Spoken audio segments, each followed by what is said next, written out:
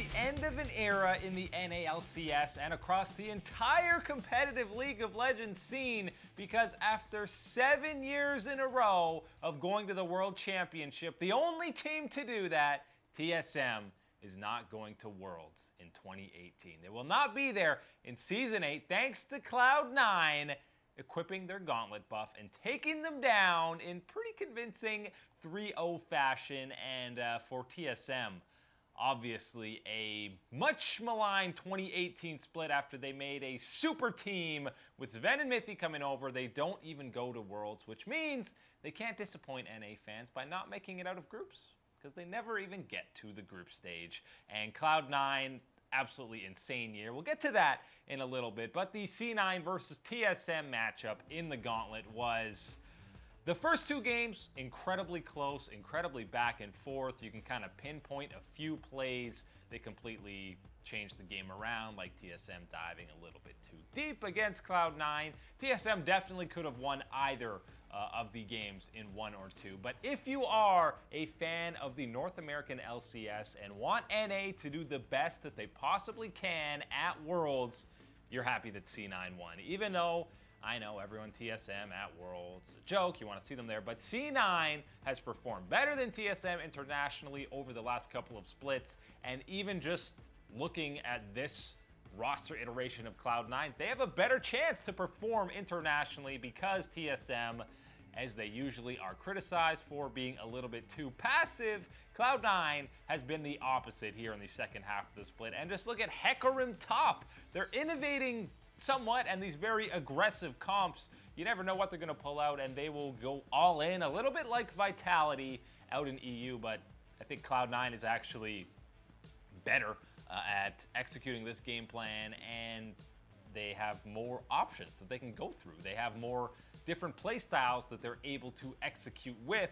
So you got to be excited if you're from NA that Cloud9 does get a chance to showcase what they can do at Worlds, and they always end up being NA's last hope. So if Liquid does get the unfortunate draw of being in a group of death, assuming Cloud9 can get through the play-in stage, which, I mean, they went 7-0 last year. They had to go through that exact same run. So you got to expect they're able to do the same. Then there's a good chance that the hope of NA will yet again fall on the shoulders of the boys in blue. But what a way to rebound from the start of the split.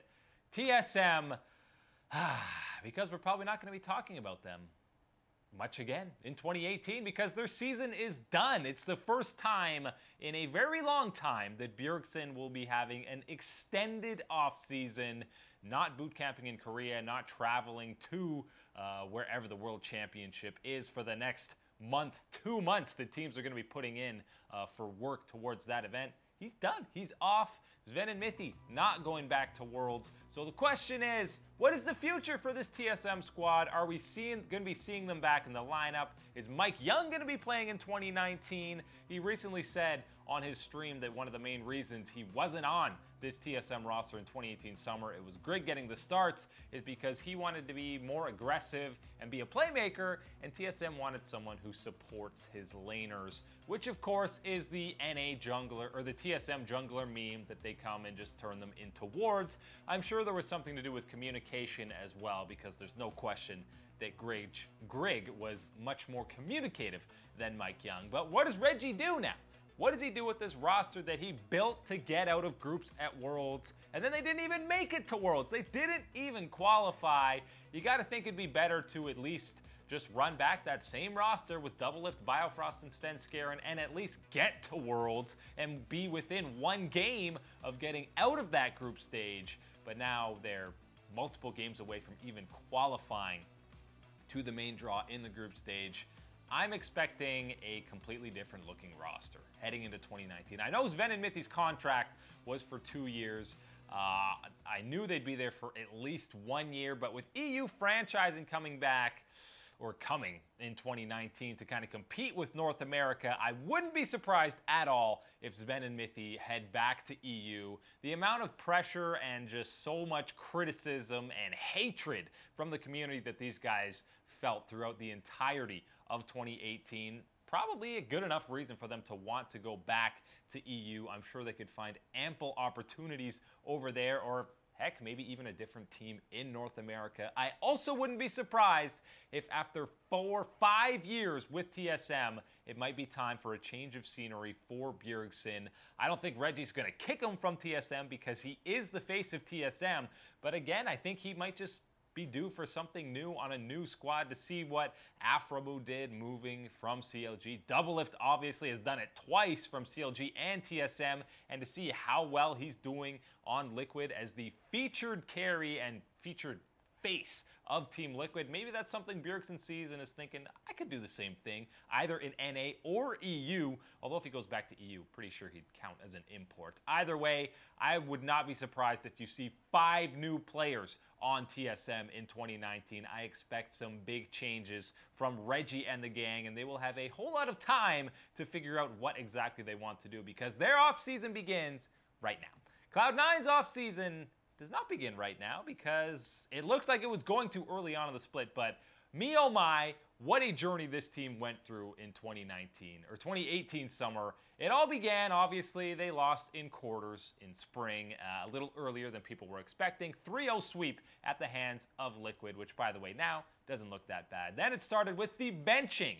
Before the 2018 summer split even started, Reaper and Jack released this video that, by the way, still has 20% likes, 80% dislikes on YouTube, saying they're benching Sneaky, Jensen, and Smoothie, the 3 faces, the pillars of Cloud9. They don't start in 2018 summer, and then Cloud9 gets off to a horrible start. They drop games to Golden Guardians. They end up going 2-6. Sneaky and Jensen eventually come back into the lineup, but it still doesn't equate to wins right away. They try all these different combinations of Keith and Golden Glue and Sneaky. Jensen stays. They try a bunch of different combinations. None of them work. They're 2-6. But then finally, Blabber comes into the lineup. The guy from Scouting Grounds in 2017 joins the roster, and his first debut was against the defending champs. Cloud9 gets a win against them, and that was the beginning of an incredible second half of the split, incredible run to close out the final 9 games in the regular season where they go 8-1. And then Cloud9 says, okay, Smoothie, we're trading you to Echo Fox because you've been on the Academy squad for a long time. You want to actually play on the LCS stage, and you're more than good enough to do so. So he goes to Echo Fox, which means for sure Zazel is going to be starting. Then they go 5-1 with Blabber. They meet up against Liquid, and Reaper says, you know what, we're going to bench the guys who have a 5-1 record. We're going to bring in Svenskeren and Golden Glue just for this matchup.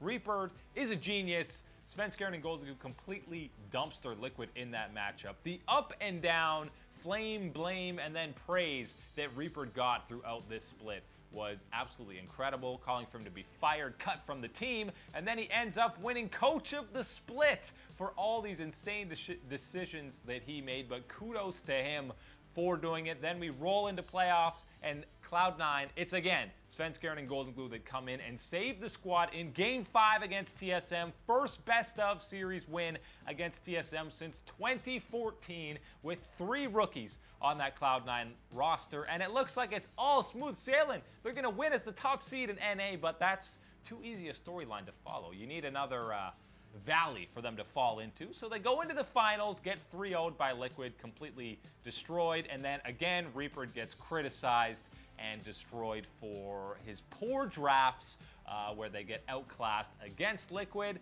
And then he rebounds in the gauntlet by 3-0ing TSM and eliminating them from Worlds for the first time in the history of the competition. Cloud9 books their ticket to their 6th straight World Championship, 6 in a row for Sneaky, tying some other greats with that record. And C9 now has the longest streak, active streak of Worlds appearances at 6. They've never missed it in the organization's history.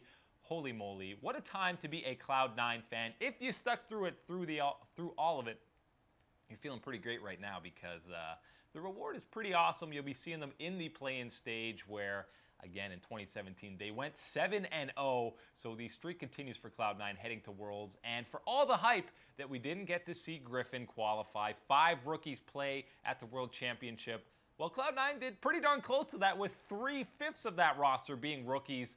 Licorice, obviously, a rookie in spring when he won Rookie of the Split. And then Blabber takes home the honors in 2018 summer. So 3 rookies paired with Jensen and Sneaky. And obviously, Golden Glue and Sven Skaren will be coming to Worlds with the team. They're only allowed to officially have one of them as a sub. They haven't announced who it's going to be yet, but the journey for Cloud9 is just beginning, and I can't wait for the 2018 recap video that someone will be putting out at the end of the year.